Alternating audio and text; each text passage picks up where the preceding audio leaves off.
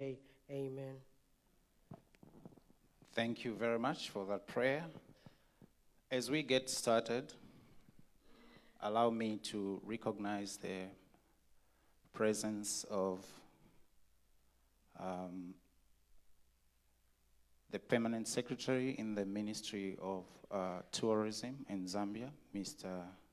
Evans Muhanga, who is the host and the chairperson for the Committee of Senior Officials of Government. I also wish to recognize the presence of the permanent secretaries from the partner countries that are here, the high commissioners present, the heads of government departments present, our cooperating partners, distinguished invited guests, ladies and gentlemen. Allow me also to, Chair, to just extend my thanks to the organizing committee who so tirelessly put in their efforts to make this event a reality. And also to thank Havana for giving us this wonderful setup. And maybe at this point in time, before we get into serious business, I just want to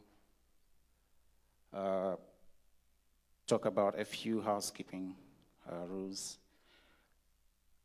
Not rules per se, but we have conveniences through that door. If you go out through that door and into the lobby, you find the gents and the ladies. And please, let's all remember to register. We have a desk outside there. Make sure that we register and get the accreditation badges. There's Wi-Fi connectivity in here. There's no password for those that might want to access internet.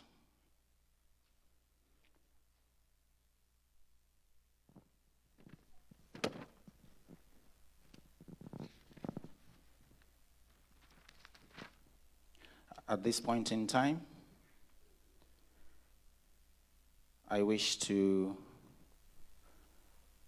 call upon the Permanent Secretary in the Ministry of Tourism, who's the chair, to give his welcome and opening remarks.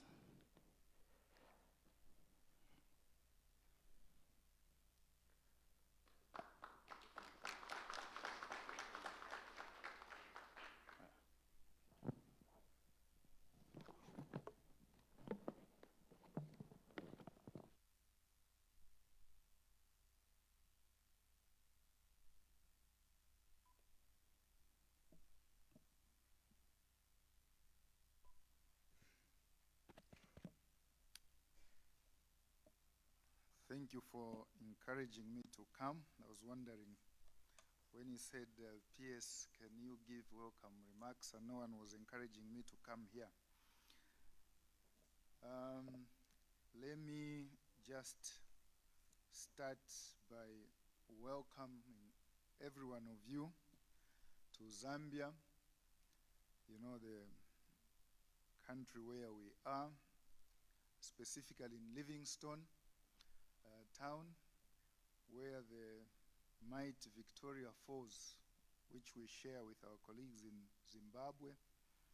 I hope you will have time, if you've not yet seen it, to be able to go and see it today.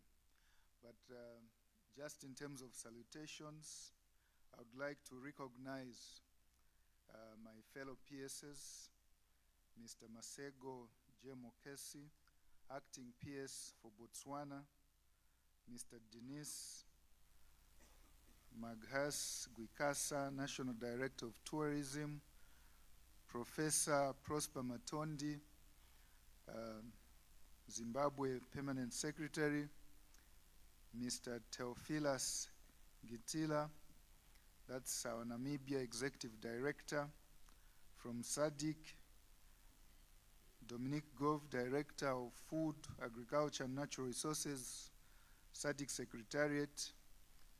From Zambia National Commercial Bank here, representatives from our cooperating partners from Africa Parks, the Nature Conservancy, International Fund for Animal Welfare, Peace Parks Foundation, Panthera, SADC Transfrontier Conservation Area Network, representatives of GIZ and representatives of KFW. As you are aware, Germany plays a very critical role in our KAZA, and other cooperating partners, members of the media, ladies and gentlemen, distinguished guests. Let me just simply say all protocols observed, if there are any that I have actually left out. On behalf of the people and the government of the Republic of Zambia, allow me to extend a warm welcome to you all to our beautiful country. Today, of course, we gather under the unifying theme of leveraging KAZA's natural capital and cultural heritage resources as catalysts for inclusive socio-economic development of the ecoregion. It is with great honor and privilege that I welcome you to this technical meeting.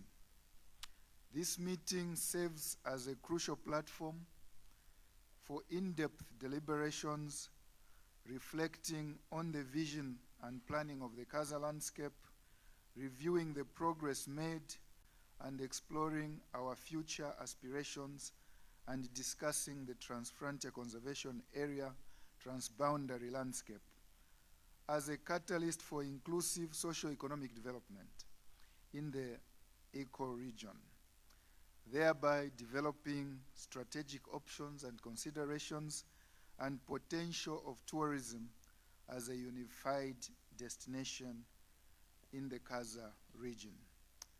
As we embark on these discussions, let us seize this opportunity to craft a shared vision for KAZA, one that balances natural resources and environmental stewardship with social advancement.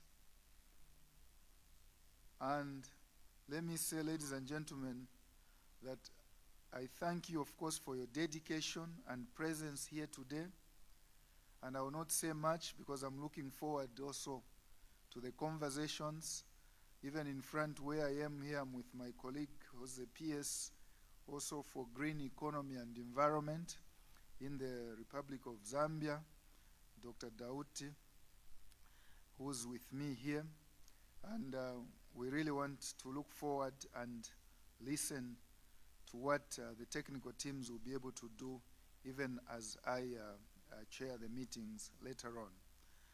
So our commitment, as we have said, is to move forward with a spirit of cooperation and a shared commitment of leveraging KAZA's natural capital and cultural heritage for the benefit of us all.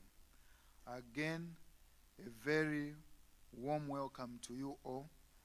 I now declare the meeting open, and we look forward to the deliberations. I thank you.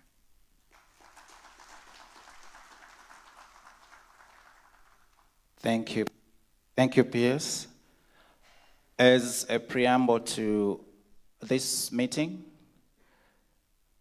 may I invite the CEO for KAZA to just run us through the objectives of KAZA. Thank you.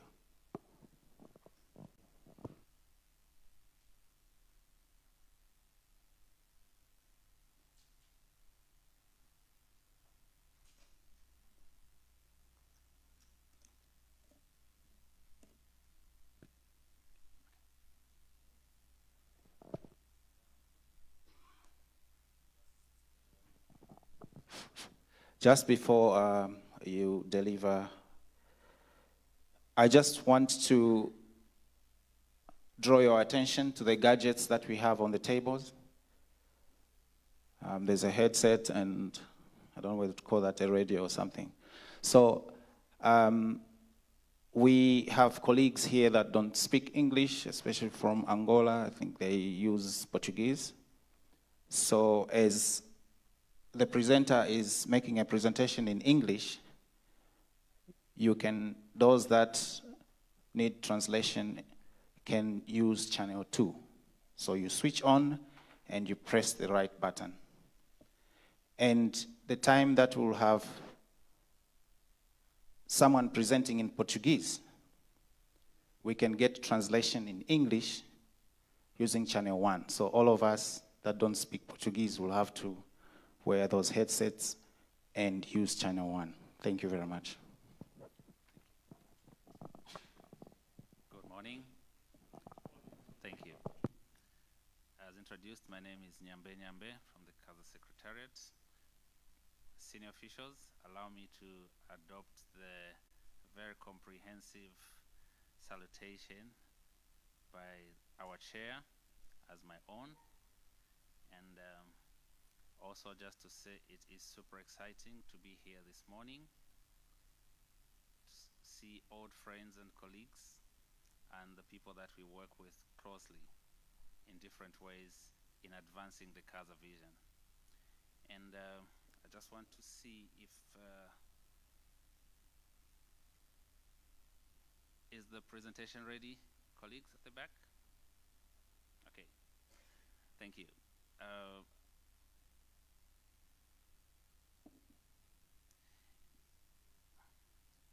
So I think the PS in his opening remarks has touched on a very important issue, and this is how the KAZA vision unites the partner states. And for my role this morning, for this particular session, is just to share with you the KAZA Summit objectives, which are outlined in the concept note, but I'll try to speak to them just to amplify.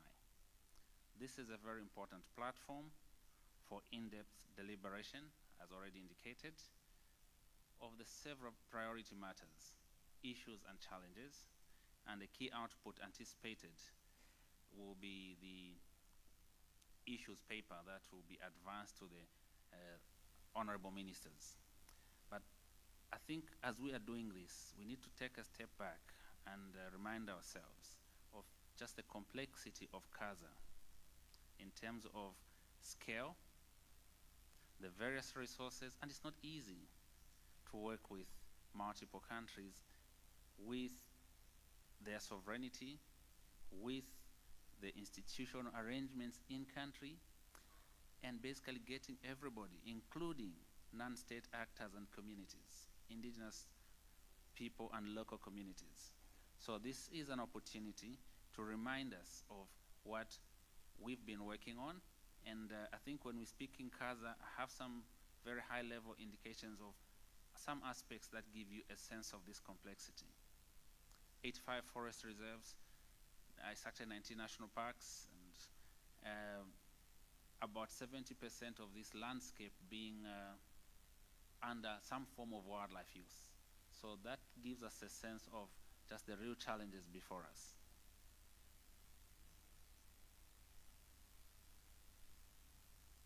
So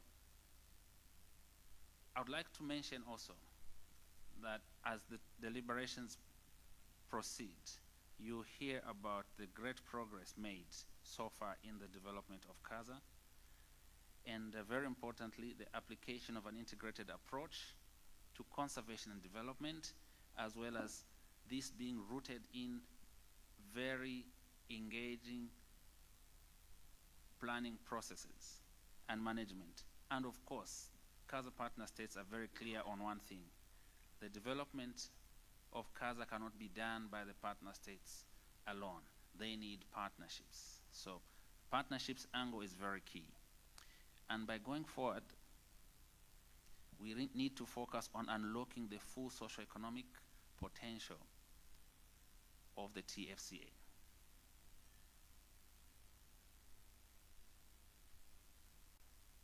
So, what are the objectives for this particular technical meeting? As I already indicated, beyond providing a platform for the deliberation of key issues, it will also offer an opportunity for reflection and to appreciate the extent of the progress being made against various key performance areas and indicators. It will also consider challenges and opportunities of managing this highly complex landscape.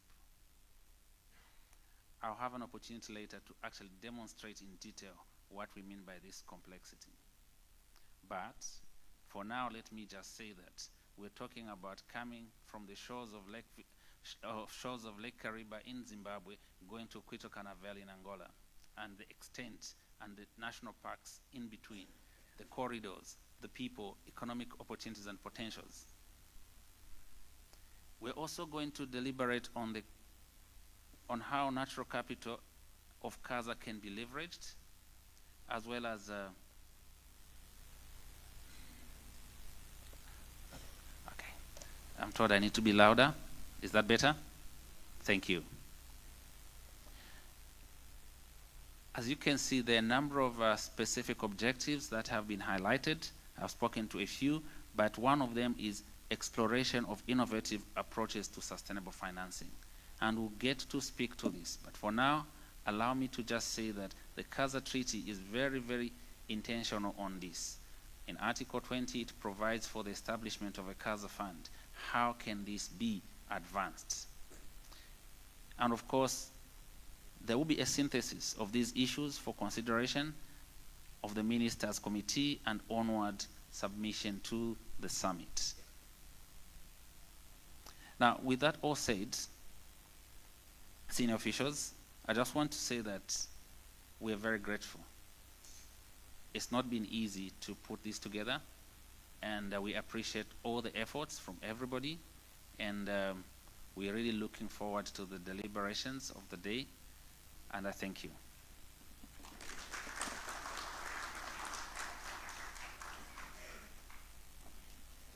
Thank you very much. Media, I hope we are ready for the video.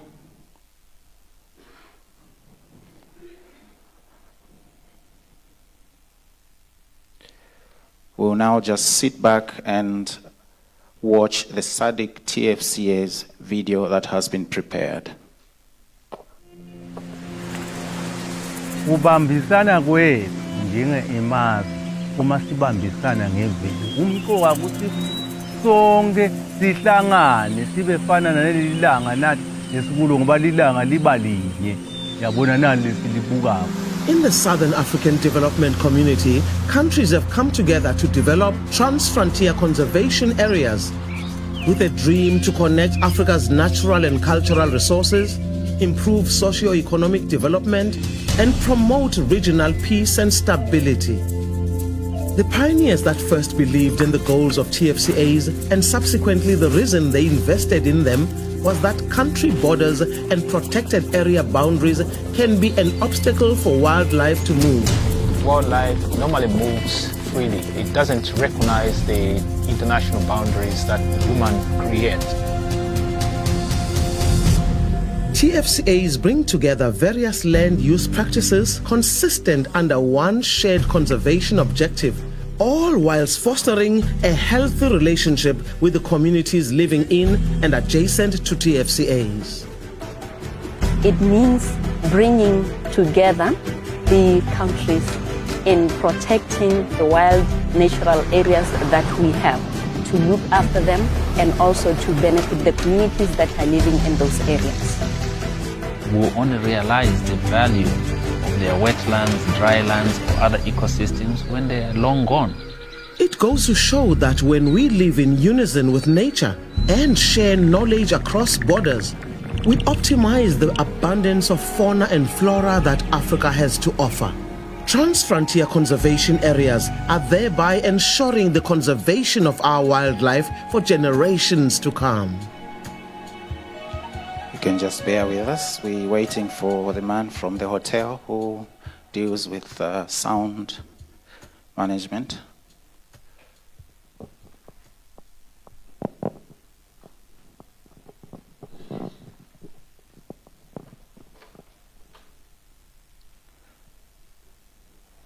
And perhaps as we wait for that, just want to take this opportunity to remind everyone that where we are actually is inside Mosotunya National Park. We have wild animals here that include elephants that roam freely around this property. So let's remember to treat the animals as wild. Of course, within the property, we have non-dangerous game, which include the zebra, impala, and giraffe. Those are still friendly. You can still approach them quite close. But when you leave this place going outside the fence, all those animals out there are wild.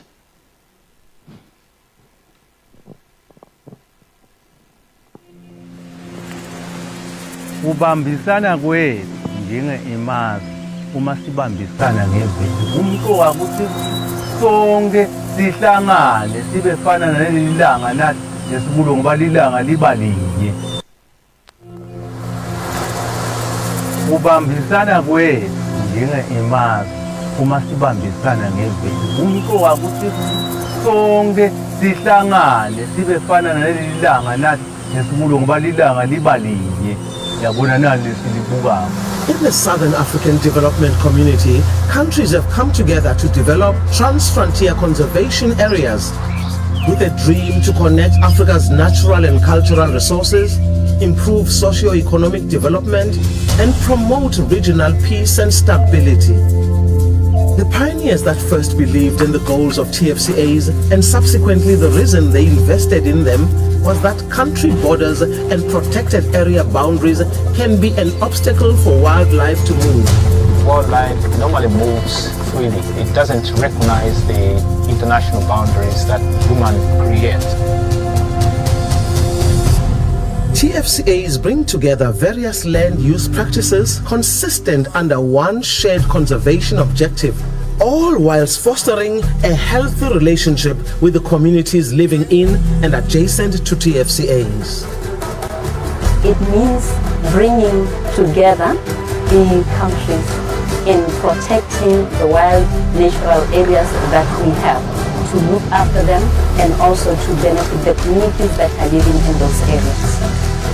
We only realize the value of their wetlands, drylands, or other ecosystems when they're long gone. It goes to show that when we live in unison with nature and share knowledge across borders, we optimize the abundance of fauna and flora that Africa has to offer. Trans-frontier conservation areas are thereby ensuring the conservation of our wildlife for generations to come.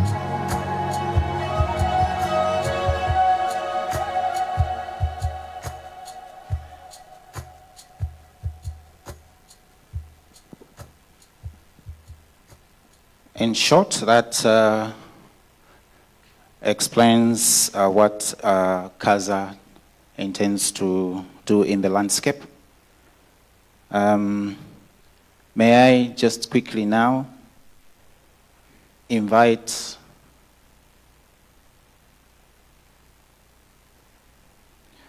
Mr. Domingos Gove, Director, SADC, Food, Agriculture, and Natural Resources, to give us a keynote address.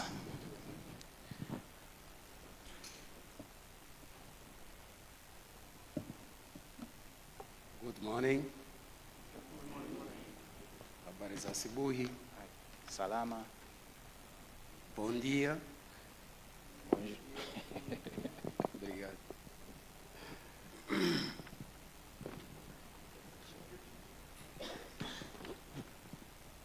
Yes, good morning. My name is Domingos Goff, the Director of Food, Agriculture and Natural Resources. And I will quickly share with you some aspects of the role and the importance of TFCAs in our region. The Article 21 of the treaty establishing SADC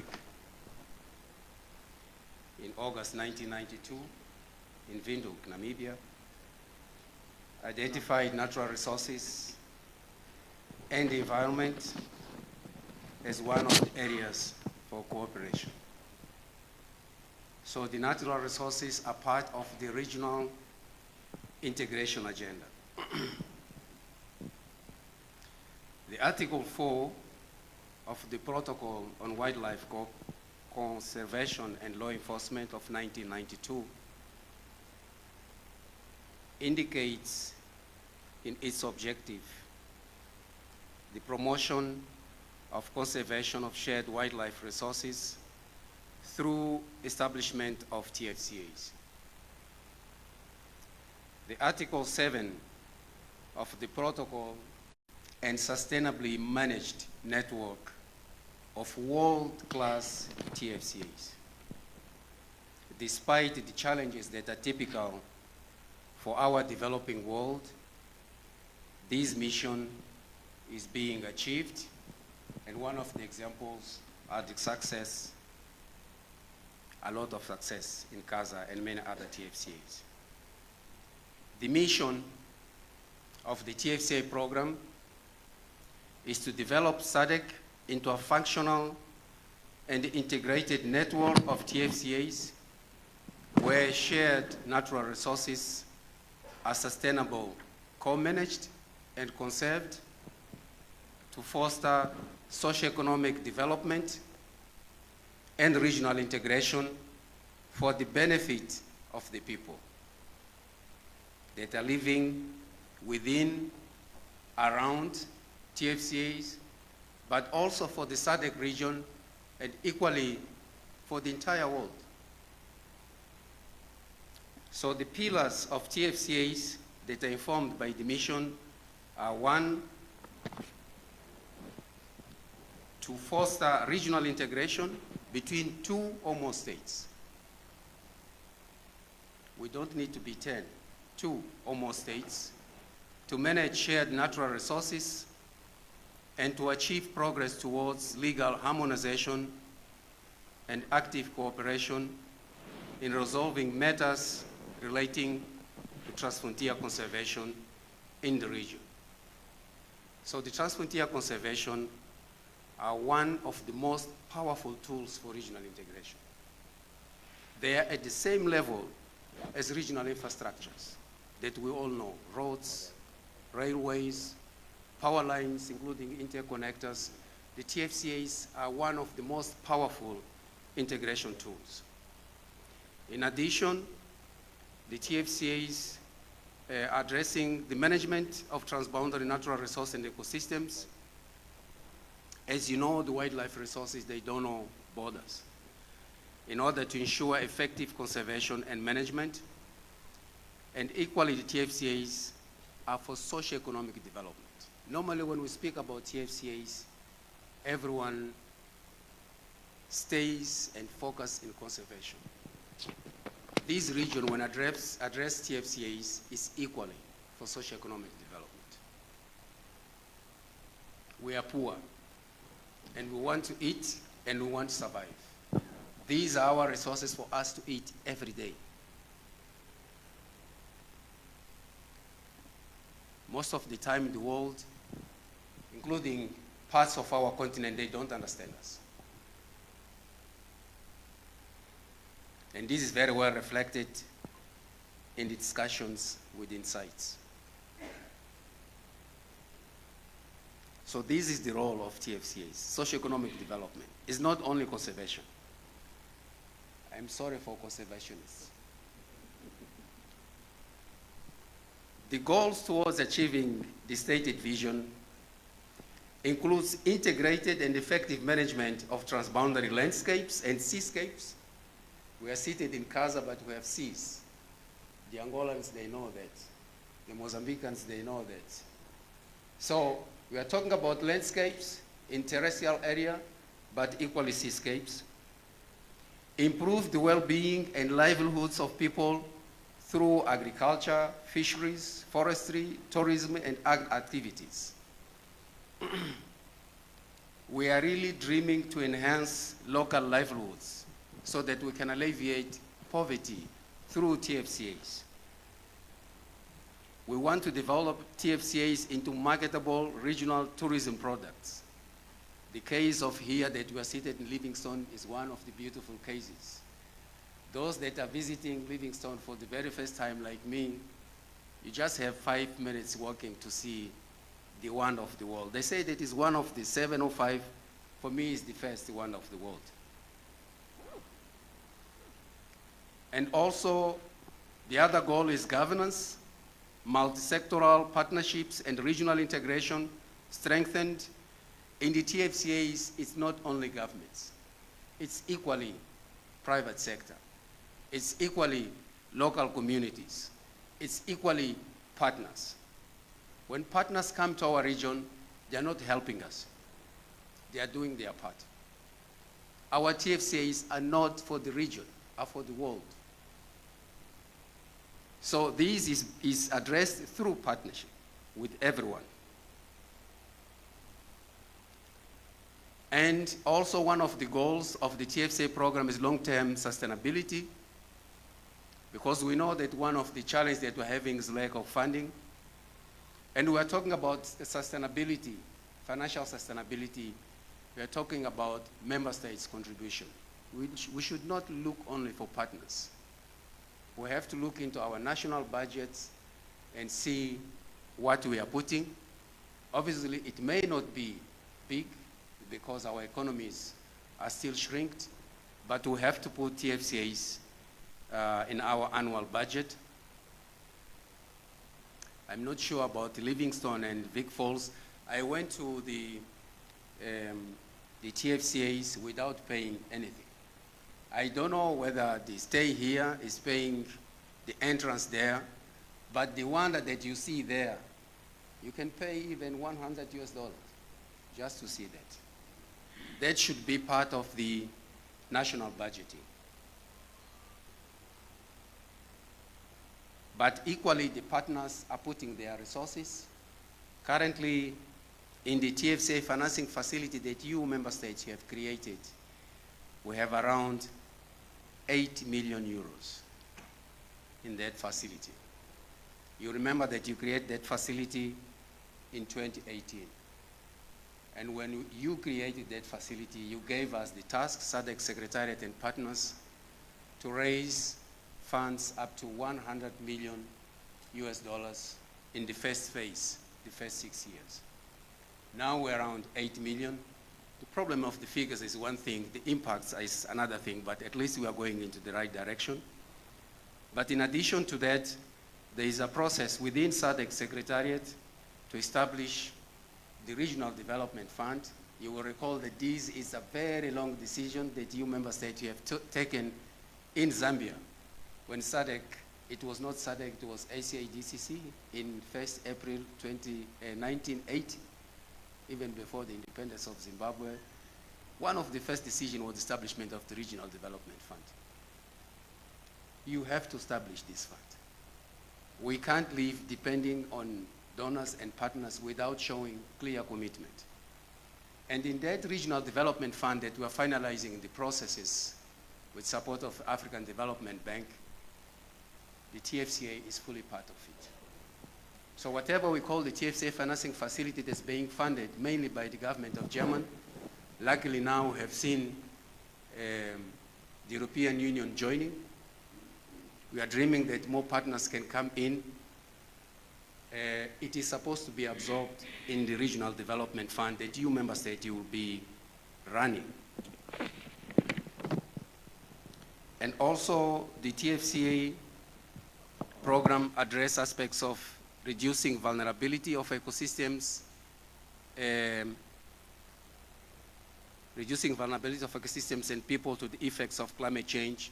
We are talking about drought, floods, transboundary animal diseases, and so on. So I will try to briefly conclude my presentation with the role. This was just introduction. I'm sure that whatever I've spoken for the member states, you really know in details all this because you are the one taking decision every year when we meet. But for those that are not, it was just a kind reminder. As we indicated, the TFCA is in terms of the role number one of TFCA is integration, regional integration. We are one. We have Namibians, we have Zimbabweans, we have Tswana, Angolans, Zambians, Mozambicans. It's good. But really, if you dig down, you will recognize that we are one. So TFCAs are one of the powerful tools for regional integration. When you talk about regional integration, most of the people, they think about money or economic, even cultural integration. Whatever dance is being played here in Livingstone, it is around all corners of our region.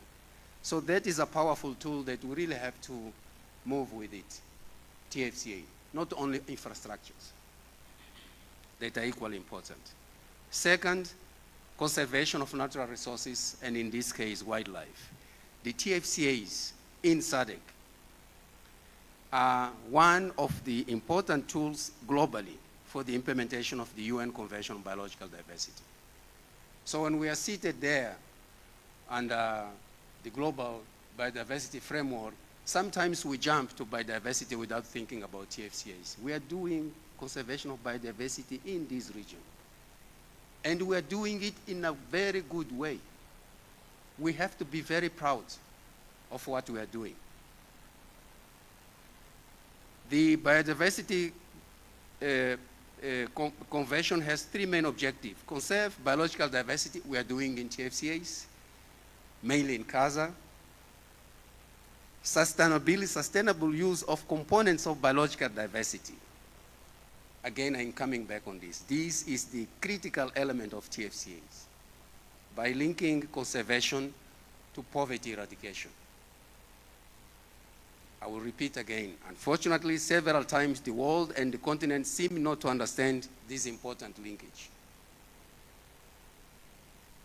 For us to conserve these hundreds and thousands and millions of animals that are here, we have to eat. If we don't eat, we will vanish as human beings, and I don't know if we are looking for a world that just elephants have to live in this earth. So I think that is really very critical, that message, I know that it's clear among ourselves, but we really have to advocate it every second of an hour to everyone that we engage with, so that they can understand us. We have to start in Africa, so that all Africans, they know what is hunger. And I'm sure it will be easier for them to understand what is TFCA, what is the role of TFCA.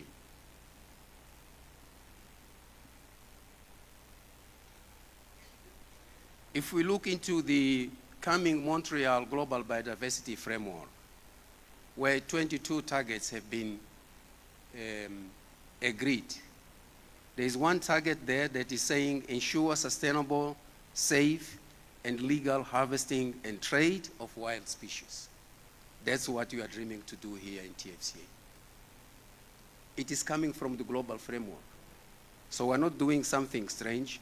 There is another target, manage wild species sustainably to benefit people.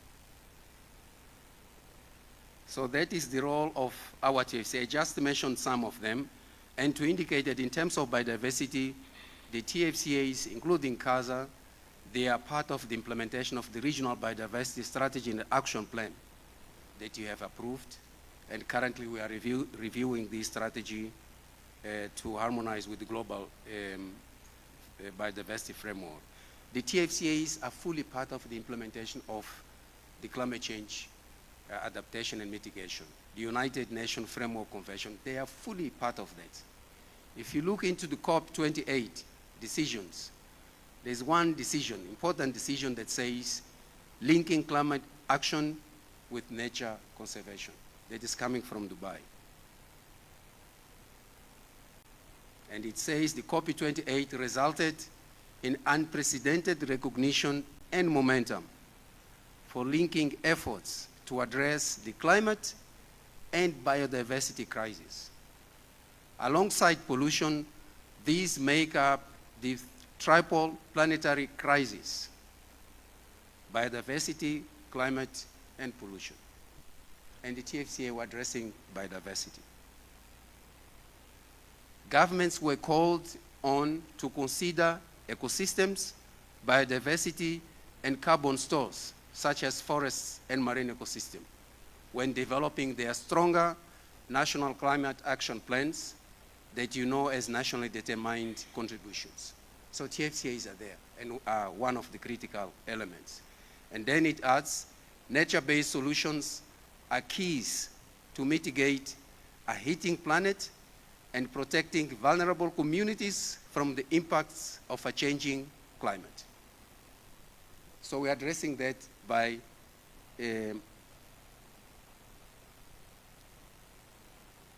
progressing with the TFCAs. And also at the regional level, the TFCAs are fully part of the implementation of the SADC Regional Climate Change Strategy and Action Plan that you approved in 2023.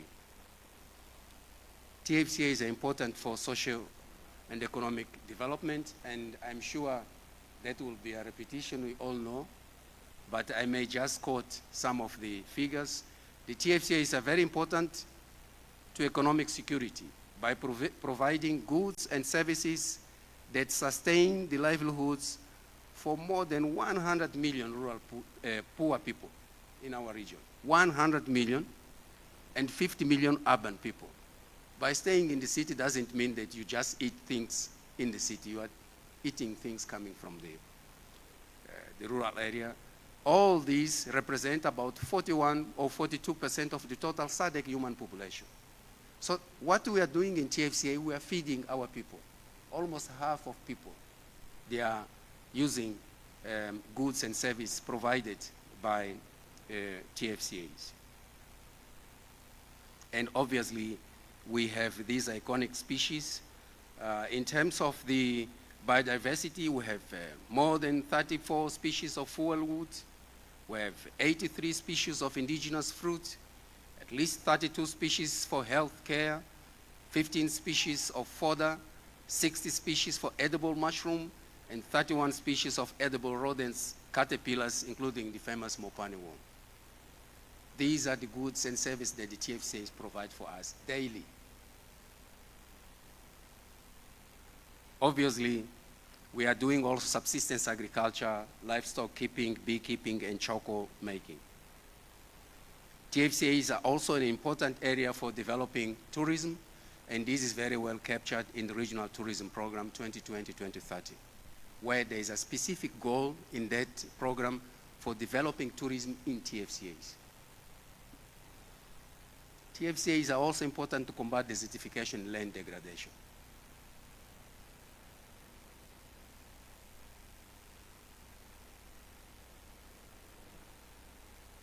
In our area, in our region, the implementation of the UNCCD is done through the SADC Sub-Regional Action Plan to combat desertification, and that SHRAP includes the SADC strategy for implementing Great Green Wall Initiative in TFCAs and using TFCAs as the main flagship. The Great Green Wall Initiative is a flagship initiative of the African Union to restore the continent's degraded landscapes and tackle the triple challenges of desertification, climate change, and loss of biodiversity. In our region, we're talking about 360 million people. 65% live in rural areas, 7% are agriculture dependent, 7% are reliant on groundwater, 33% live in drought-prone areas, 15% are affected currently by food insecurity. Almost between 15 and 20%. The land, we have around 10 million square kilometers.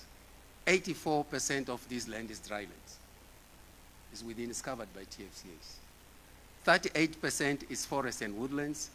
34% is already degraded. and rangelands shelter the greatest diversity of large mammals in the world. So they are part of these TFCAs. So we're doing very gigantic work, colleagues and member states. You have to be proud of yourselves, and you have to be proud when you speak with anyone in the world about the work that you are doing for the world.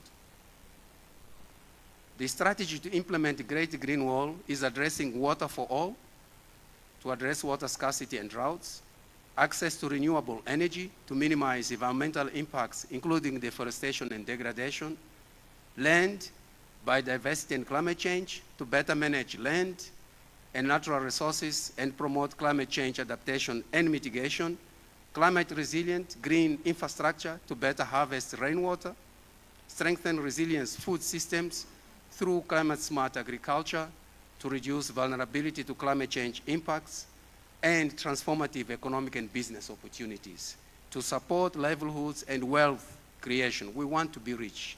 Wealth creation through green jobs, ecotourism, and circular economy. Also, the TFCAs are important for water conservation. Currently that we are speaking, we have drought in many countries, most of them part of KAZA. The TFCAs are really playing an important role to be able to conserve the little water that we have with us.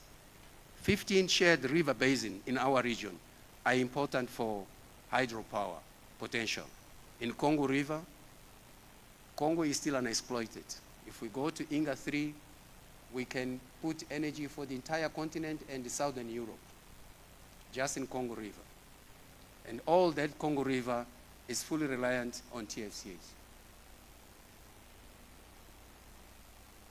In summary, I don't want to speak things that you know. In summary, TFCA is us, is the continent, is the world. Us, continent, and the world. TFCAs is our past. We have 25 years of experience in TFCAs. It's our present. That's why we're here in Livingstone to discuss KAZA. And it's our future. We'll leave KAZA here in Livingstone with actions for the next 2 years, 5 and 10 years. It is our culture. It is our life, livelihoods, sustainable socio-economic development, and it is our dreams. TFCAs is the entire world, as it is articulated by the global and regional instruments, including SDG 1, no poverty, 2, no hunger, 6, water and sanitation, 7, affordable and clean energy, 8, decent work and economic growth, 13, climate action, 14, life below water, and 15, life on land. And all these SDGs have been articulated in the SADC Regional Indicative Strategic Development Plan 2020-2030, and also in the African Union Agenda 2063. Thank you very much.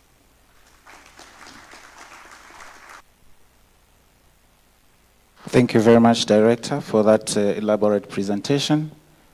From the time we started, of course, we have been given the objectives of this committee, and we watched a video, and both the video and the presentation that just ended just unpacked the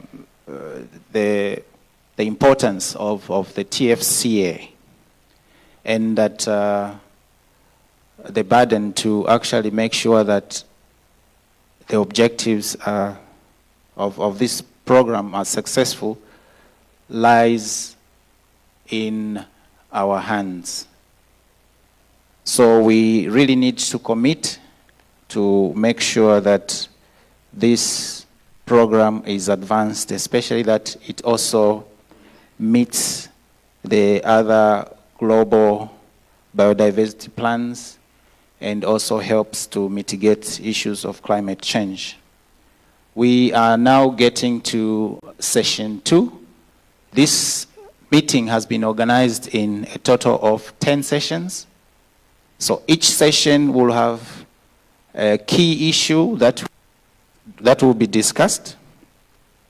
And on behalf of the chair, I wish to call upon the person who is going to help us moderate the next session, which will be looking at reflections on visioning and planning KAZA TFCA.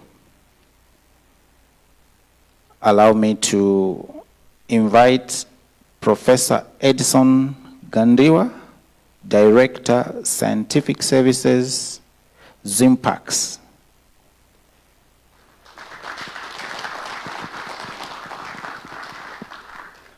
Thank you.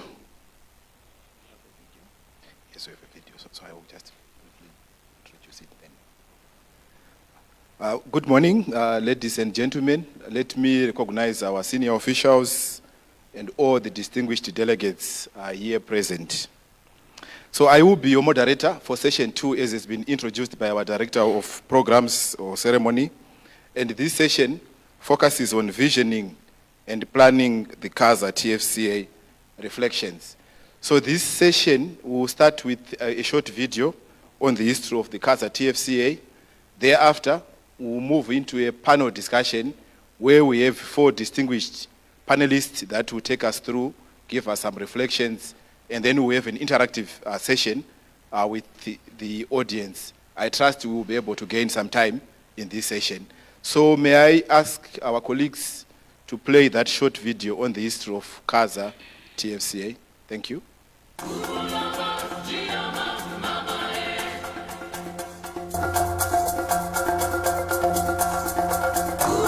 The concept of trans-frontier conservation areas is well established within the Southern African Development Community, or the SADC region. I therefore know of no political movement, no philosophy, no ideology which does not agree with the Peace Pact concept. The management of shared natural and cultural resources across international boundaries has the potential to meaningfully contribute to the conservation of biodiversity and socio-economic development of rural communities. While there is no international convention for trans-frontier conservation areas, or TFCAs, these initiatives complement the goals and objectives of various international conservation-related conventions. In stark contrast to the rich biodiversity that these areas offer with their vast and breathtaking landscapes, bejeweled with both natural and cultural treasures, they also tend to be characterized by high levels of poverty amongst the human populations living in and around them. Incompatible, competing, and conflicting land uses are also a challenge to maintaining ecosystem integrity and biodiversity conservation within the large landscapes that make up TFCAs. TFCAs offer a platform that enables dialogue between countries across traditionally competing sectors. They also facilitate closer collaborative planning and implementation to meet both conservation and socio-economic development objectives. Additionally, SADC member states acknowledge that the primary beneficiaries of TFCAs should be the local communities living in and around these areas. Within the SADC region, the Kavango Zambezi Trans-Frontier Conservation Area, or KAZA, is a flagship TFCA because of its geographical extent and scale of ambition. The shared vision and commitment of partner state leaders. Over the years, partner states have dedicated considerable resources, financial, human, time, technical, and other in-kind support towards the program. The support of communities and their leaders, as well as community-based organizations. And lastly, the support and commitment of the international donor community. For the German government, it's one of the most effective and most valuable projects that we are supporting here. KAZA TFCA is a dream come true. The initial talks about the establishment of the KAZA TFCA were thought to be a fairy tale. By working together as a team and respecting each other's differences, the partner states are showing that they can create something of unimaginable proportions which will live on in perpetuity. And so the dream has become a reality. We came from different backgrounds with different interests. The first thing we had to do was to be friends as ministers. Unless we appreciate those cultural diversity, then there's no tourism to speak of. And unless there is that respect amongst these 5 countries, there is no KAZA. It's a very ambitious project. If you think about it, the scale, it's enormous. And a lot of people thought that this is a pipe dream. This is something that cannot really become a reality because it's so enormous. The KAZA TFCA was legally established on 18 August 2011 with the signing of the treaty between the presidents of the republics of Angola, Botswana, Namibia, Zambia, and Zimbabwe. When the idea of KAZA was first proposed and a feasibility study undertaken, the size of the area was just over 290,000 square kilometers. However, by the time the Memorandum of Understanding was signed on 11 December 2006, the area had been increased to over 360,000 square kilometers. As time went by, the area expanded so much that it was just under 520,000 square kilometers when the treaty was signed. This is larger than Germany, Switzerland, and Austria combined. This vast expanse is richly endowed with a great diversity of ecosystems and landscapes. These range from the dense canopy of the tropical dry forest of northwestern Zambia through a mosaic of woodlands to rolling grasslands, parched vastness of the Mahadi Pans to the wetlands of the Kavango swamps. It includes many national parks, game management areas, community conservancies, and forest reserves. It also includes one of the greatest inland deltas in the world, the Kavango Delta, one of 4 Ramsar sites, as well as one of the 7 natural wonders of the world, the Victoria Falls. Both inscribed as World Heritage Sites, the area also hosts 17 important birding areas. Wildlife abounds in the area, and the population of the African elephant in KAZA is more than in any other area in the world. Other major populations of a wide range of species of the southern African savannas, woodlands, and wetlands also roam the area. As can be expected over such a vast area, the plant life is remarkable, with about 3,000 species, some 100 of which are endemic. It is also home to more than 500 species of birds, reptiles, amphibians, and interesting invertebrates. A unique feature of the TFCA is multiple land use and local communities living within wildlife areas. It is estimated that KAZA is home to over 2 million people.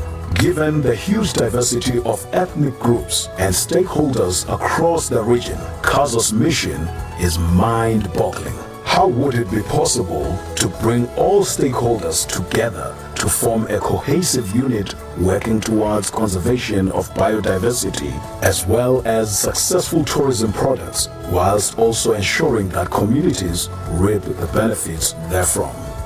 The countries knew that to undertake this mammoth task, determination and passion were needed. It is therefore testimony to their conviction and belief that something beyond expectation is being created. Various institutional structures and arrangements have been established to ensure that this mission is achievable, and multi-party stakeholder engagements and partnerships are formed. However, the leadership for the initiative remains the responsibility of the lead ministries from the partner states. These lead ministries are normally those of environment, wildlife, and/or tourism. The coming together of your 5 countries to jointly manage this great transfrontier conservation area is a true symbol of regional integration. I see the transfrontier conservation areas as development model that integrates poverty reduction, sustainable management of natural resources, and regional integration, and transforms them into the improvement of our human capital into wealth creation. I have a dream that we can fight poverty, we can defeat poverty. We have to get the community involved in the conservation of all resources. And the idea is to bring back animals to the area called Simalaha Community Conservancy, bring back the animals that were there. KAZA's vision is to establish a world-class trans-frontier conservation and tourism destination area in the Kavango and Zambezi River Basin regions of Angola, Botswana, Namibia, Zambia, and Zimbabwe within the context of sustainable development. This vision will be implemented on 4 fronts: integrated natural resource management and land use planning, including issues of wildlife dispersal areas, wildlife migratory patterns and corridors, wildlife protection and law enforcement, human-wildlife conflict, community-based natural resource management, and fire, fisheries, and forestry management.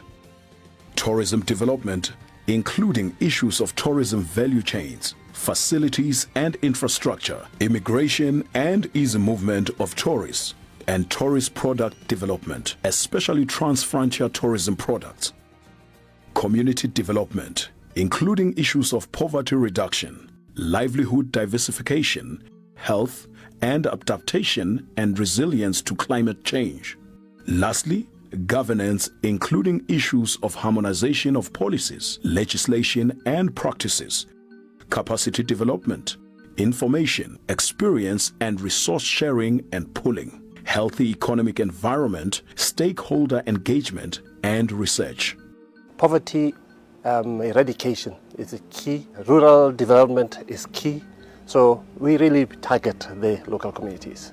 The resources are there for them, and they should be well guarded and guarded jealously. Our responsibility is to ensure that community aspirations are met. We must give our community the right to use those resources and benefit from them. They are in a better position to preserve our biodiversity. We can use conservation, we can use proper management of our resources to bring them back and to use them as a tool for fighting poverty and for bringing prosperity to our people.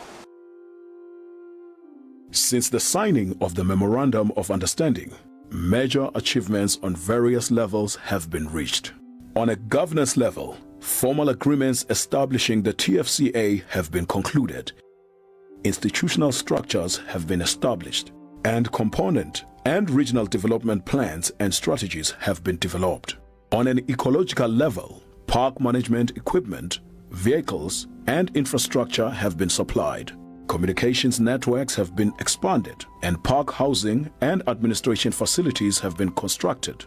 Environmental monitoring programs have also been supported, and wildlife dispersal areas are being secured through joint law enforcement operations. On an economic level, the KAZA Univisa between Zambia and Zimbabwe has been launched, and the KAZA TFCA has been marketed as a tourism destination. On a social level, awareness about the benefits derived from wildlife dispersal areas is being created, and community development projects are being supported. Human-wildlife conflict mitigation measures are also being put into place. It should, however, be recognized that KAZA still faces various challenges, including but not limited to the lack of infrastructure and services in many protected areas, insufficient funding to support conservation and community development programs across the TFCA, and institutional constraints to enable high-impact interventions on the ground. Despite these challenges, KAZA is well on its way to becoming one of Africa's greatest achievements. Through conservation and development efforts, it will be enjoyed by generations to come. All stakeholders involved in the development of KAZA can thus be justifiably proud. Somos fortes e invencíveis. We are strong and invincible. Quando lutamos unidos. When we are together. Fracos e derrotados. Weak and defeated. Quando lutamos divididos. When we are divided. Então unidos como só homem. So united. Vamos levantar a África Austral. We have to. E vamos concretizar os nossos sonhos. And realize our dreams.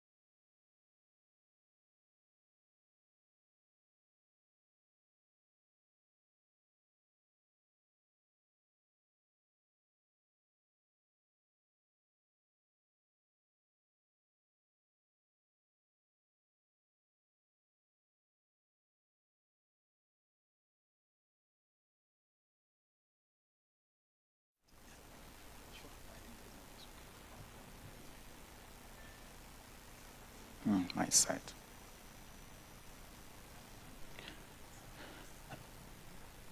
May I just hand over to the moderator to introduce the panel and the topic? Thank you very much. Joining me here is a very powerful team, also with gender equity in mind, that will help us unpack from the very interesting video we have seen.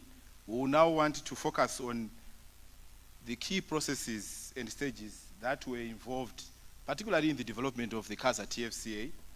And as we have seen in our video, there are issues that vary from stakeholder engagement, co-creating the vision, fundraising, and other issues that had to do with the formalizing the partnership and institutional arrangements of our cherished KAZA TFCA. And what I will be doing is to ask each of our distinguished panelists here to provide particularly their experiences and reflections from particularly each of the partner states, and also provide a transboundary perspective on how all these processes and stages in the KAZA TFCA development went through, or their own issues that they had in that regard. So to do so, I will introduce each of the panelists as I yield the floor to them. I will start with our colleague from Botswana, particularly for the issues of gender are very, very important in this regard. So our colleague and distinguished panelist, Ms. Ingrid Chite, will take the floor. She is the director in the Department of Environmental Protection and also a former TFCA coordinator under the Ministry of Environment and Tourism for Botswana. So, Ms. Chite, I yield the floor to you to just give us your reflections regards the key processes and stages in the KAZA TFCA development. Thank you.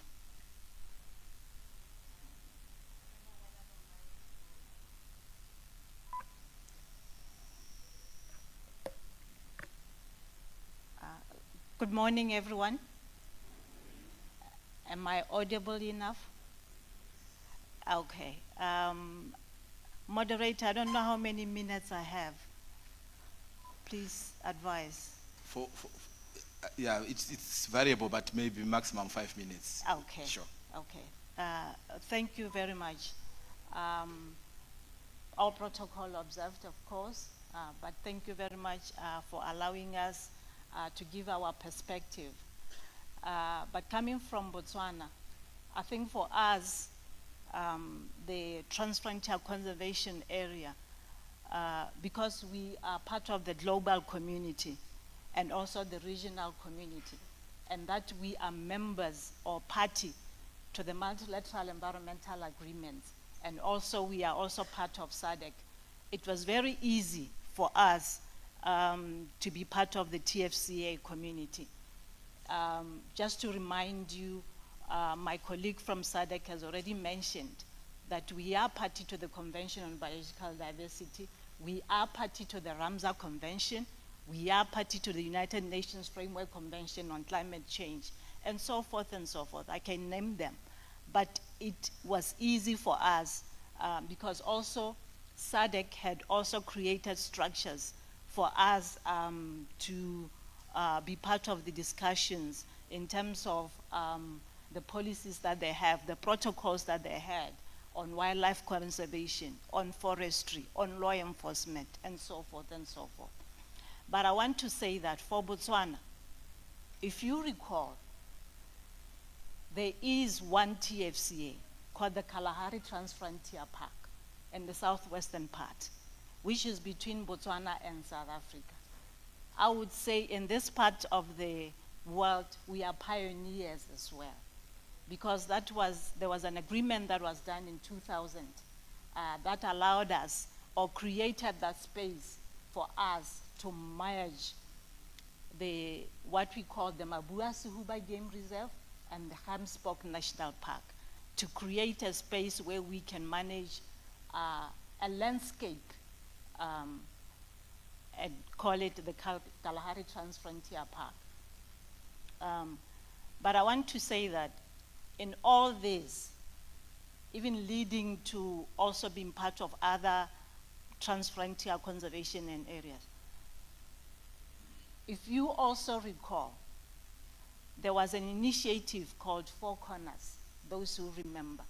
Four Corners involved the countries of Botswana, Zambia, Namibia, Zimbabwe, where we had an initiative, and it was led by the private sector and NGOs. And I think as time went on, they came to the realization that the TFCA program needs to be government-led, because there you are involving diplomats, and there is no way that the other parties can lead that process.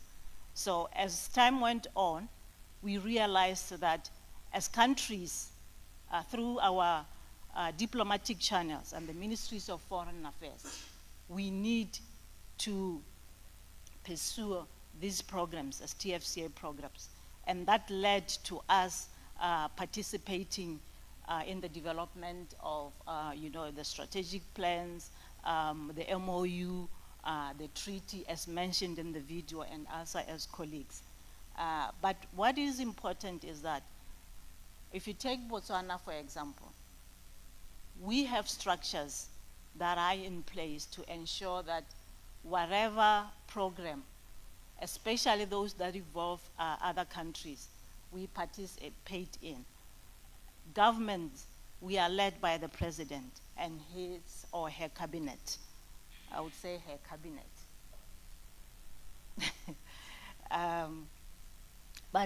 His cabinet.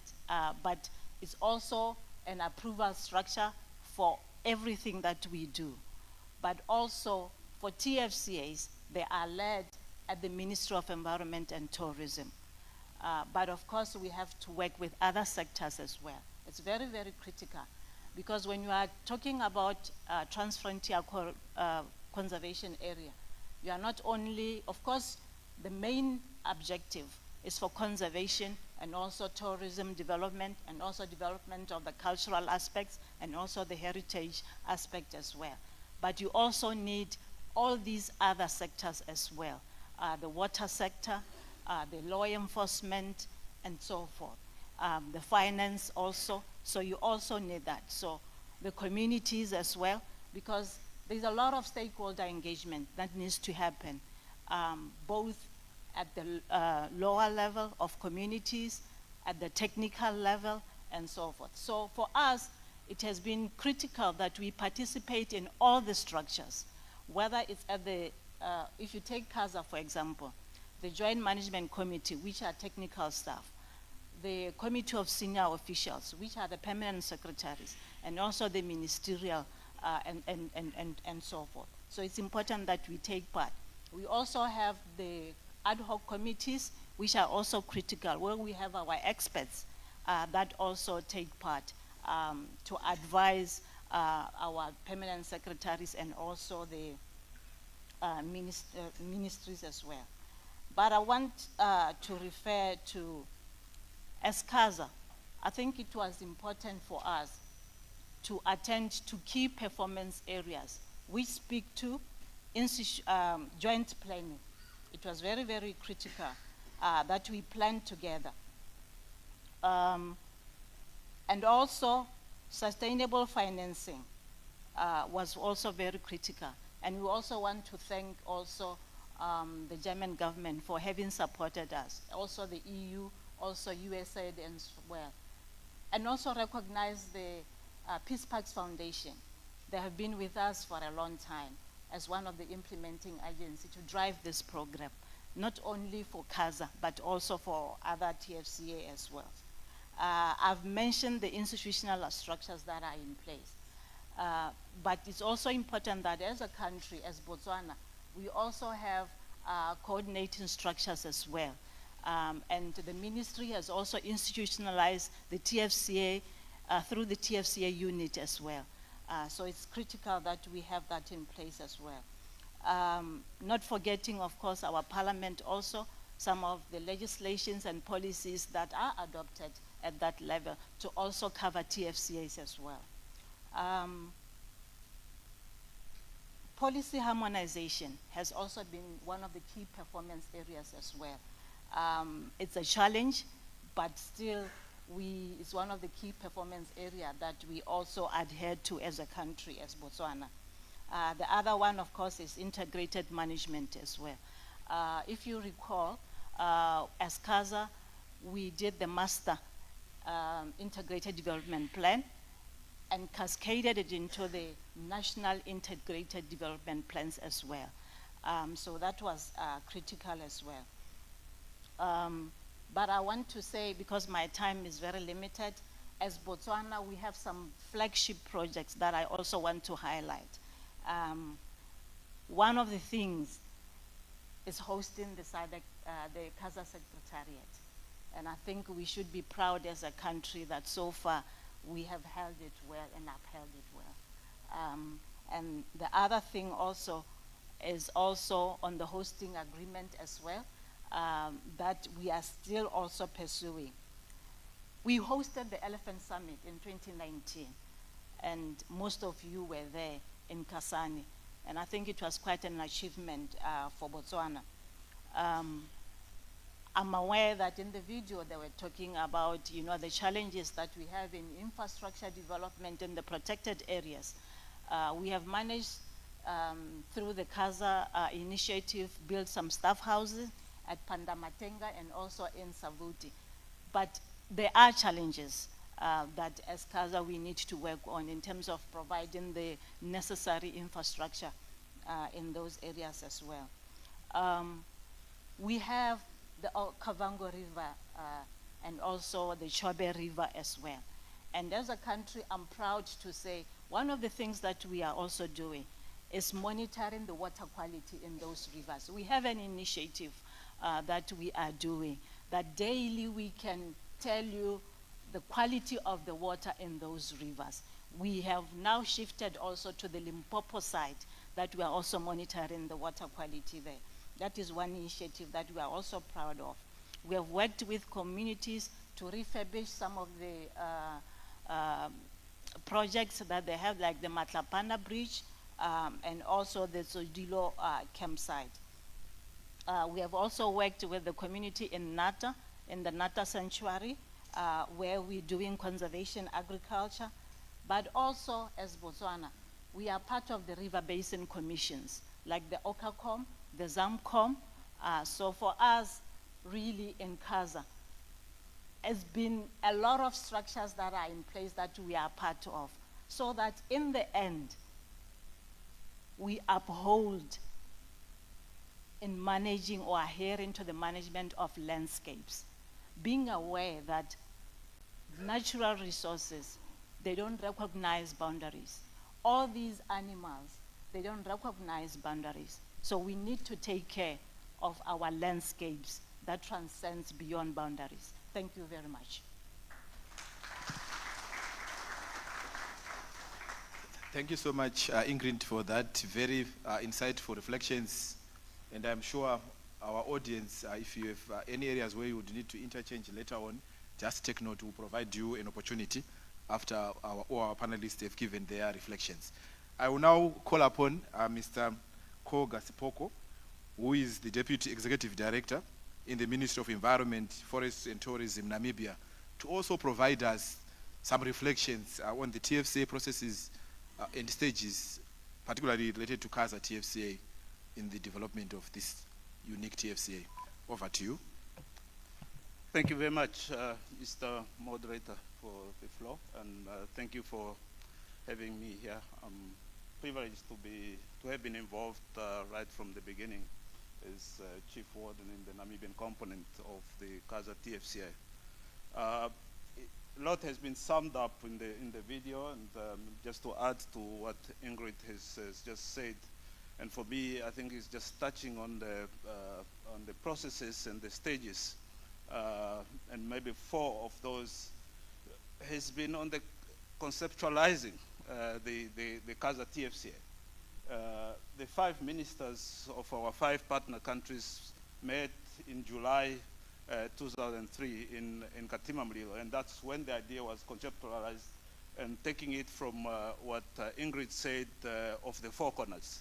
At that time, it was not even called KAZA. It was called OZIT. Kavango Upper Zambezi International Tourism Initiative.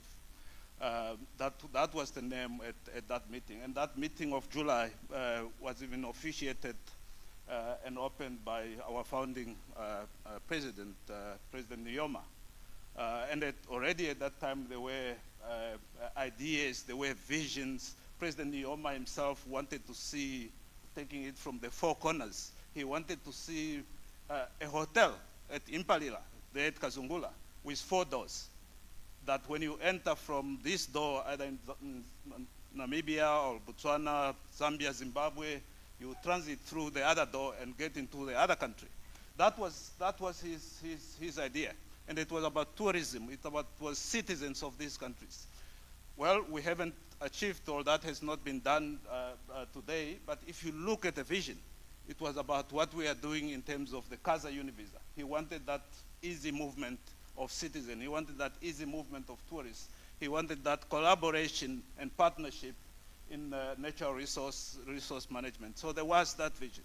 And during that meeting, ministers debated, and of course, with the same structures of meetings, there has been technical senior officials meeting at that meeting, and we needed to discuss even the name KAZA, because at that meeting, the meeting concluded OZIT was maybe not the right name.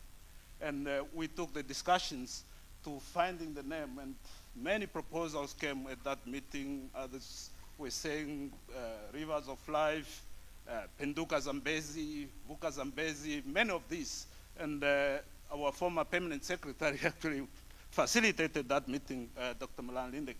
So we sat there and brought these ideas and conceptualized and brought these ideas in moving forward. In the end, we got to KAZA, and we got to that vision.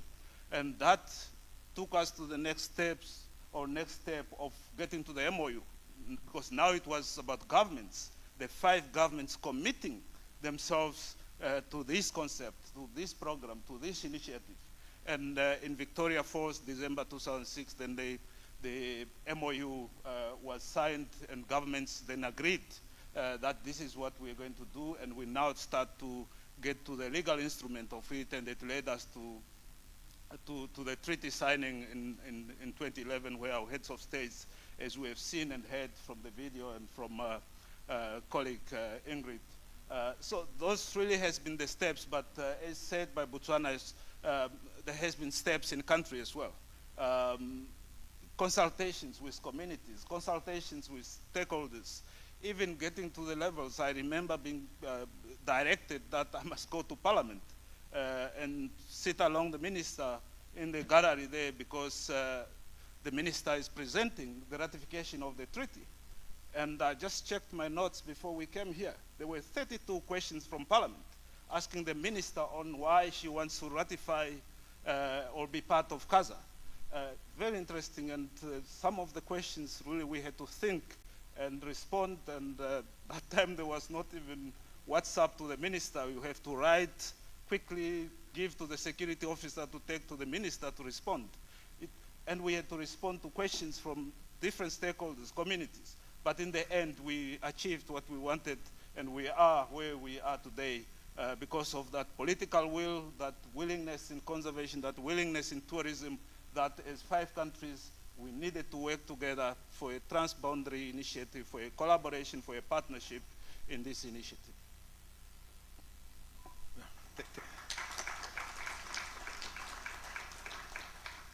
Thank you so much, Koga, for that insightful reflections from Namibia. I will now move next to our distinguished panelists. Normally when we talk of TFCAs, Peace Parks Foundation is a name which always comes to TFCA's business and even discussions. So in this regard, we also request Professor Andrew Nambota, who is a regional manager, Northern and Eastern region with the Peace Parks Foundation, to also give us some reflections in regards to the key processes and stages in the KAZA TFCA development. Prof. Nambota, the floor is yours. Thank you so much, and good morning, everyone. I'll ride on the protocols already observed. I do not know whether I should talk only as Peace Parks and not as Zambia, considering the fact that the reflections really that I'm going to give talk more to Zambia than they do at TFCA level.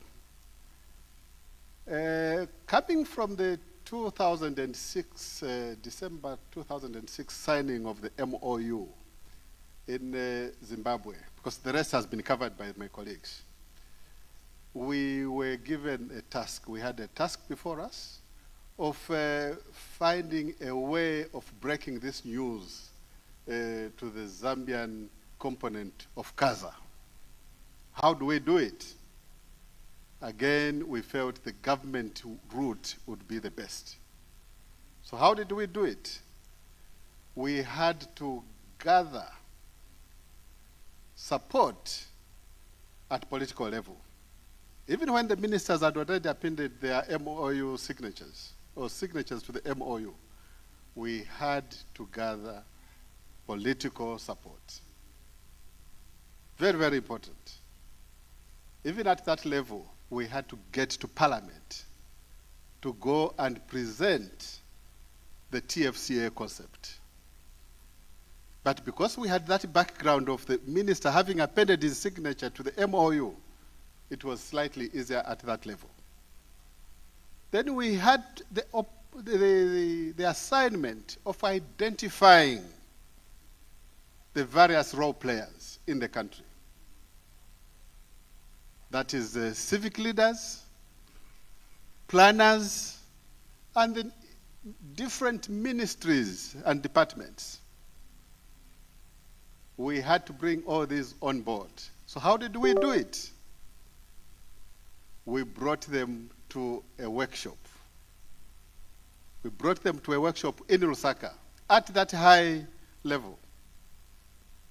And there we introduced the TFCA concept. There were quite a number of questions. Others wondering whether we were losing sovereignty. But those were questions that we had to bear with and answer, respond to. At the end of the day, we said we have now done with that political bracket. We have also done with the interministerial bracket. Now, how about the owners of the land? The locals themselves, the traditional leadership. So we had to get back to the traditional leadership. And we had to visit them one by one, engage them slowly, convince them that actually this was to their advantage, to their benefit. Fortunately, we had champions within the landscape. I'm sure you saw the late Senior Chief Nyamboyeta of Sesheke District talking. You saw in that video Senior Chief Mukuni. You saw quite a number of chiefs, and all those had to be brought on board. At the end of the day, we had to bring all these opinion pollers, all these decision makers together. So we had the planners, we had the traditional authorities, we had the civic leaders, we had, ministry representatives together in Lusaka again. At the end of the day, they all endorsed the TFCA concept. So we said, this is not enough. How do we then get to the people themselves? Because this, at the end of the day, should benefit the people. And they must be involved. As you know, in conservation, your first line of defense are the people themselves. You leave them out, then there is no conservation to talk about. So we went back to the various places now, development nodes. Came to Livingstone, met the leadership of the communities in Livingstone. We went to Kazungula, went to Sesheke, went to Sioma. We brought all these people in line with the TFCA concept. At the end of the day, we embarked on workshops. And these workshops, which included partners as well. So we had WWF there, we had quite a number of other NGOs that had to play a major role as well, because they were already in the landscape. You leave them out, there will be resistance. So we had to bring all these role players on board in all these centers. At the end of the day, it was easier for us now to come up with the roadmap of how we were going to engage the rest of the communities. And what was decided upon at that time was the introduction and of an integrated development plan, which plan each of these identified stakeholders would contribute to. And this is exactly what happened. We were the first country, Zambia, to produce the integrated development plan for KAZA in 2008. And how did we publicize that? We had to get the Minister of Tourism at the time to come and officiate at the launch of the IDP, or the Integrated Development Plan for Zambia. This Integrated Development Plan was now the guide on how, or the roadmap on how we were going to carry out the rest of the KAZA programs. In that Integrated Development Plan, we came up with 69 bankable projects through thorough consultations of the communities, the stakeholders, partners, and government planners, and because we had to relate this document to the National Development Plan. This document had to speak to the plans that the Ministry of Education had, that Ministry of Community Development had, that the Department of Resettlement had. So it had to have relevance and reference to all these portions. And this we felt was a very, very important step, because then there was ownership, both at village level or local level, right up to the ministerial level.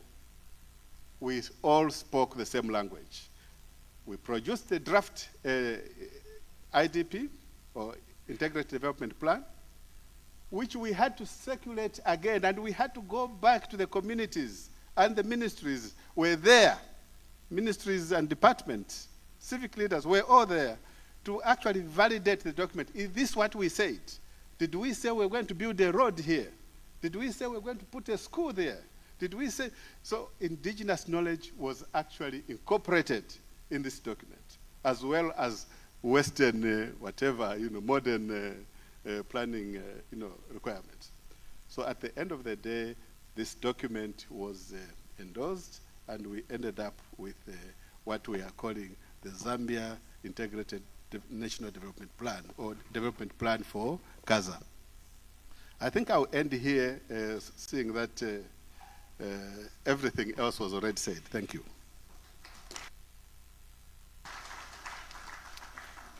Thank you so much, Prof. Nambota, for that, those rich reflections. And I trust, perhaps through the KAZA Secretariat, we may need to have a book which reflects particularly that stage, which is very, very critical. We will now move on to Zimbabwe and hear some reflections from Zimbabwe. And to help us do that, I will now call upon Ms. Notando Moyo, who is the acting National TFCA coordinator under the Zimbabwe Parks and Wildlife Management Authority. Ms. Moyo, I yield the floor to you. Thank you, moderator. Good morning, everyone. Yeah, I just want to say, as like any other newborn baby, you don't have to skip other stages. You need to go through all the stages. That's what was done in KAZA TFCA, and there were stages that we have had from the video and also from the other panelists here.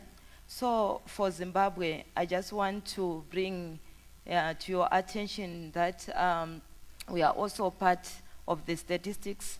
We added the land, the one that we contributed when the MOU was signed was a little bit less, and when we signed then the treaty, we were now at 14%, the land that we were contributing to KAZA. And this was possible through the engagements that we have invested in as Zimbabwe. I think most of you can agree with me. The moment we have some invitations for any meeting under the TFCA program, Zimbabwe is the one or is one of the countries who most responds positively with a number of attendees from different sectors. And this shows how, as a country, we have committed to this Transfrontier Conservation Area program. And we are proud of it. So for us, stakeholder engagement has been always a key. And with that stakeholder engagement that we have invested in, so we also want to share maybe with you to say everything that has been done in KAZA from day one, the stages that we have taken, Zimbabwe has participated, and with that, even with, in case of coming up with the KAZA vision, Zimbabwe also participated, and we are proud of that. The vision is still living. So again, maybe to share with you that the importance of engagement and consultation has also assisted Zimbabwe to do the best in terms of the coming up with even the strategic document. We do believe that there is power in consultation and engagement. And maybe also to share, to say, while least we have got that's 14% that we contribute to KAZA, there is a lot that is needed in terms of the resources. And as Zimbabwe again, while least we engage with the local communities, we engage with various sectors, we have also managed to unlock opportunities of engaging with the development partners. And we also want to thank the German government that has been with us, even in terms of COVID. And we also have other development partners that are working with us in this journey. And the issues in KAZA, they are being addressed. Like the projects that we have been implementing under KAZA, we concentrated on livelihood development. We have got infrastructure, we have got on tourism, and this was possible because of the development partners that we have. And this we can say without any hesitancy to say there is power in terms of engagement and partnership in everything that we do. And maybe also lastly, I want to share to say, while you have got these other documents that guides us in KAZA TFCA, we have also at national level, you have the national committees that guides us. So we were taking the lessons learned from other TFCAs that we also involved in Zimbabwe. And maybe to let you know that this, we have got 5 other TFCA apart from KAZA. So with this, we are just taking lessons everywhere to say, if this is not working, what can we do best? And this seems to be working. The national committees are live in Zimbabwe, and with that, we get guidance, and all sectors are involved in all the decisions that we make. So to come back to the SADC secretariat that indicated that TFCA is us, and we have embraced that as Zimbabwe. TFCA is us, and we continue with that. Thank you. Thank you so much, Notando, and also for the reflections from Zimbabwe. Colleagues, what I propose we do, because of our time, I suggest we also provide an opportunity to the audience, and I would like to restrict us, perhaps, we take 3 agent interventions, and that to allow our panelists to respond.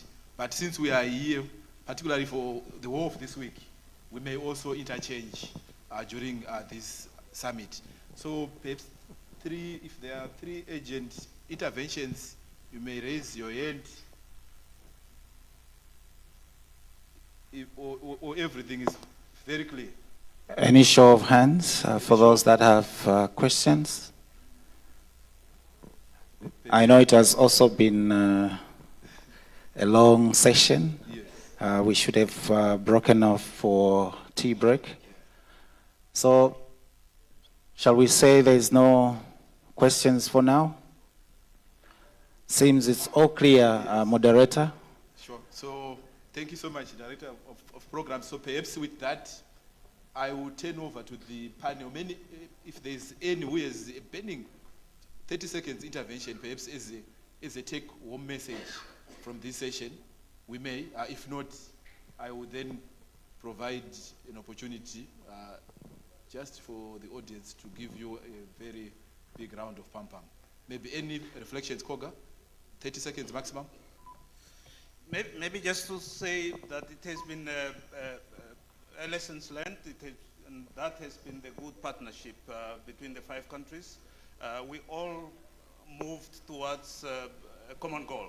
We all wanted to achieve this greater transfrontier conservation area where our countries are getting that conservation and socio-economic benefit from it, and we work together as 5 countries to get where we are today. In some of these, I remember negotiating the treaty. Namibia was then the coordinating country. It wasn't that easy. We had to work late mornings to get to where we are. And we had to make some decisions. Example is, for instance, the hosting of the KAZA Secretariat. That was quite a discussion in KAZA in terms of the ministerial committee and also senior officials. Because we had 2 proposals. We had proposal from Zimbabwe to host the KAZA Secretariat in Victoria Falls. We had proposal from Botswana actually to host the Secretariat in Gaborone. And we now had Angola, Zambia, Namibia to really discuss this and get to an end. I recall our minister even calling for a break and asking Minister Nema for a discussion. And when we got back, we had that proposal that we move with Botswana, provided Botswana hosts the Secretariat in the component of the KAZA TFCA. So it was those discussions, and it brought us to where we are today, and today we can say we have achieved our dream. Thank you so much, Koga in Namibia, for that reflection. Prof. Nambota, any final reflections? Yeah, just to say it looks impossible until you have done it. 5 countries coming together with the unit of purpose. At the end of the day, is it 15 years now of KAZA's existence? Here we are, still standing upright with our heads high. I think this is something that we can be proud of. If we can also recall, KAZA is the largest TFCA in the world. Yeah? Surely, we deserve a pat on the back. So we have something for once that Africa can export to, to the world. Thank you so much. Thank you, Prof, for that. Ingrid, any last reflections? Yes, thank you, Prof. We have done so much and we have come far. Yeah. And there is still that political will for us to drive this TFCA program. But despite that, there are some challenges that we need to face One of them is institutionalizing the TFCA units in countries.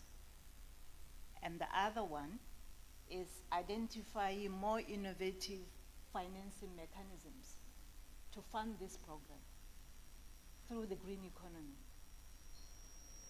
And then the last one is policy harmonization.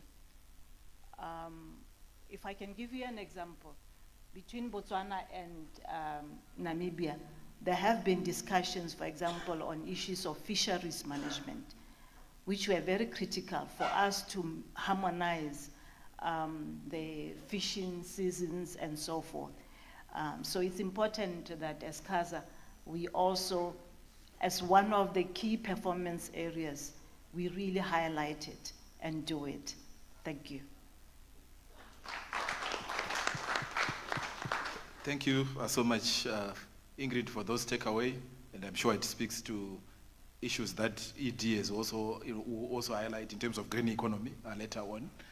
Noted, any final words from you? Thank you, moderator. A journey of 1,000 miles begin with a single step. It was good for us to move, and we need to continue moving. Thank you. Thank you, Notando. Colleagues, I'm sure you can tell this has been a rich session. We hope we'll continue to interface during this summit, and may you help me give a very good hand of appreciation to all the 4 distinguished panelists for these insightful discussions, and we hope we'll continue getting such reflections even from Angola colleagues who could not be part of this panel, because we need also to have that documented at some stage. So thank you very much. This session ends here. We hand over to the program director. Thank you.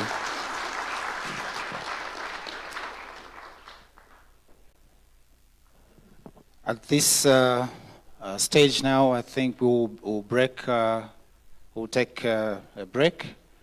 But I'll ask, first of all those that are in the first 3 rows, you will have a different serving bay. May I just request the ushers to come forward and direct those that are in the first, second, and third row